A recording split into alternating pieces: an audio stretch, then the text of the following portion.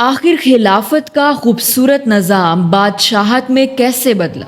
اس کا آغاز حضرت امیر معاویہ کے دور میں ہی ہو گیا تھا۔ حضرت امیر معاویہ نے حضرت حسن علیہ السلام سے صلح کرتے وقت جو معاہدہ کیا تھا کہ ان کے بعد نظام شورا پر چھوڑا جائے گا، حضرت علی رضی اللہ عنہ پر ممبروں پر سے سب و شتم بند ہوگا،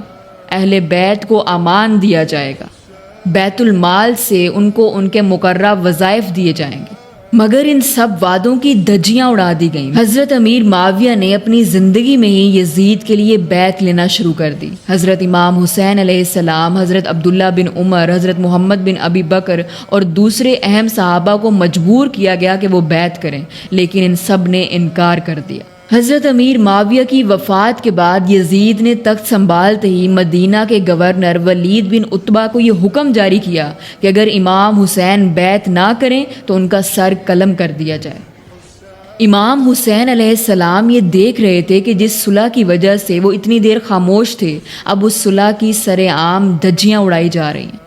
اور جب انہیں یہ معلوم ہوا کہ رسول اللہ صلی اللہ علیہ وآلہ وسلم کے شہر مدینہ میں خون ریزی کرنے کا ارادہ کر لیا گیا ہے، تو امام حسین علیہ السلام نے مکہ کی طرف ہجرت کی۔ لیکن یزید کے اندھے نظام نے مکہ کی حرمت کا بھی خیال نہ رکھا اور حاجیوں کے لباس میں قاتلین کو بھیجا کہ وہ امام حسین علیہ السلام کو شہید کر دیں۔ امام حسین علیہ السلام یہ سمجھ چکے تھے کہ انہیں بھی ان کے بھائی کی طرح شہید کر کے اس ظلم کو صرف ایک حادثہ بنا دیا جائے گا اور یہ نظام کبھی ننگا نہیں ہوگا۔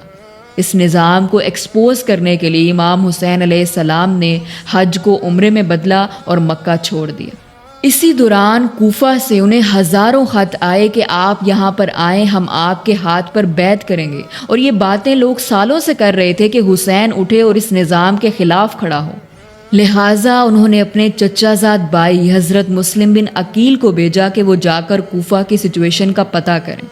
لیکن یزید کے گورنر ابن زیاد نے خوف اور دولت کے زور پر لوگوں کو خرید کر ڈرا کر مسلم بن عقیل کو بے دردی سے شہید کر دیا۔